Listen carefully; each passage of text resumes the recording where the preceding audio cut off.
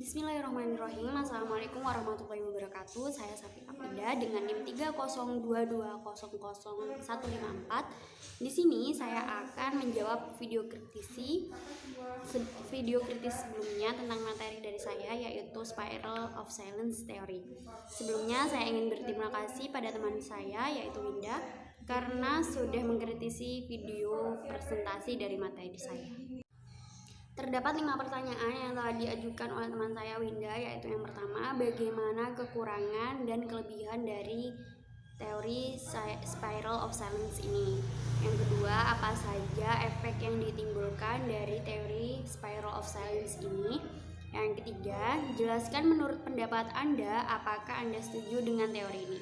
Yang keempat, dalam suatu ungkapan terdapat kalimat diam adalah emas. Apakah diam itu selalu benar atau diam itu selalu emas, seperti itu? Karena penyebab dari diam itu tidak selalu baik, seperti diam karena tidak peduli dengan lingkungan sekitarnya. Pertanyaan yang kelima atau yang terakhir yaitu bagaimana perkembangan Spiral of Silence dalam media massa.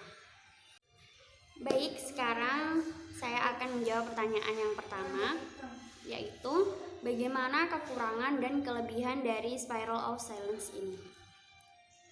Kelebihan atau keuntungan dari teori Spiral of Silence ini, ketika kaum minoritas harus menyembunyikan opininya di depan kaum mayoritas, adalah kaum minoritas tidak akan terisolasikan oleh kaum mayoritas. Jika individu minoritas itu diisolasikan oleh mayoritas, maka kaum minoritas akan dianggap aneh, pemberontak, dan dianggap tidak mengikuti keinginan kaum masyarakat pada umumnya. Efek jangka panjangnya yaitu kaum minoritas akan tidak dianggap oleh masyarakat. Sedangkan kekurangan dari teori ini adalah jika seseorang mempunyai pendirian yang sangat kuat, orang tersebut tidak akan mudah mengikuti opini mayoritas yang ada di sekitarnya. Misalnya, jika opini itu menyangkut kepercayaan. Contohnya, seorang muslim percaya bahwa daging babi itu haram dan dia percaya betul, tentu akan menolak opini yang mengatakan bahwa daging babi itu halal.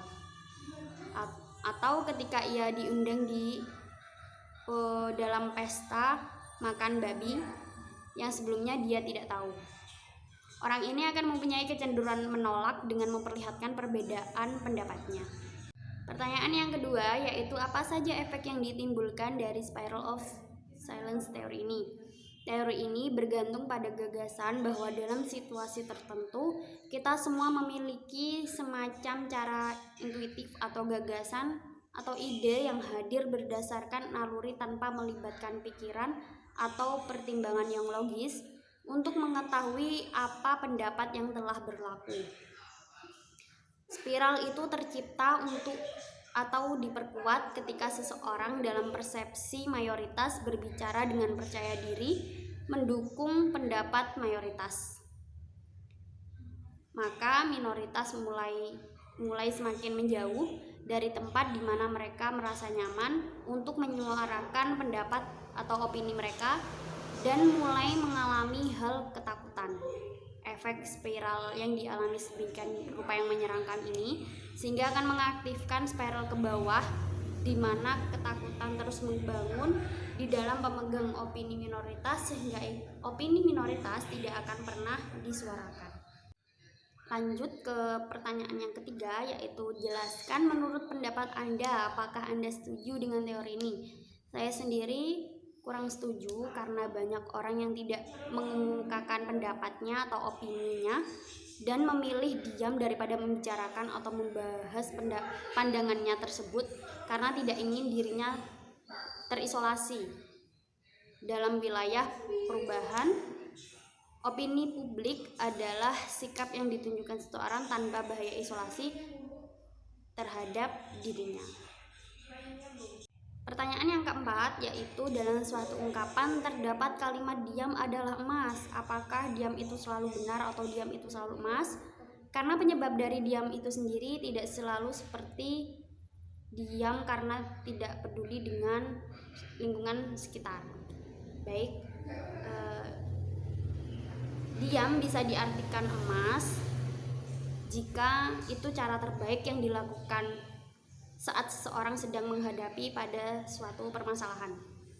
Tak sedikit orang yang memilih diam sebagai cara terbaik menyelesaikan masalah tanpa ada yang tersakiti. Namun, diam tak selamanya emas. Ada masa-masanya kita harus berbicara. Kadang diam itu bisa disalahartikan. Bisa dibayangkan jika kita menghadapi semua masalah dengan diam, bukannya membuat masalah selesai, justru itu akan membuat problem atau masalah semakin rumit. Mengapa? Karena diam sepertinya hanya dapat digunakan untuk sementara dan digunakan pada situasi dan kondisi tertentu. Sedangkan masalah yang datang tak selamanya berada di waktu dan situasi yang sama. Jadi bisa dikatakan diam hanya akan tepat pada kondisi situasi tertentu.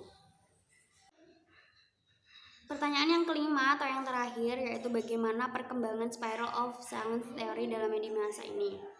Teori ini mengungkapkan kelompok minoritas cenderung akan diam atau tidak berani mengemukakan pendapatnya karena takut terisolasi.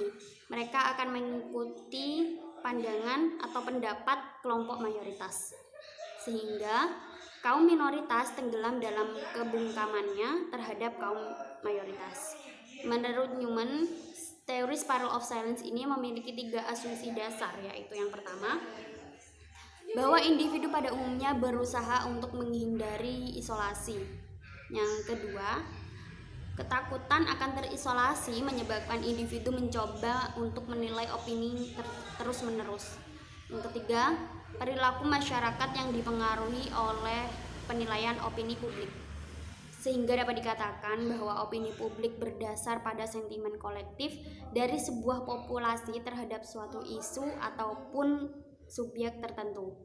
Lalu, media akan mengangkat serta menonjolkan isu apa yang menarik bagi masyarakat yang akan berlaku sebagai pandangan umum.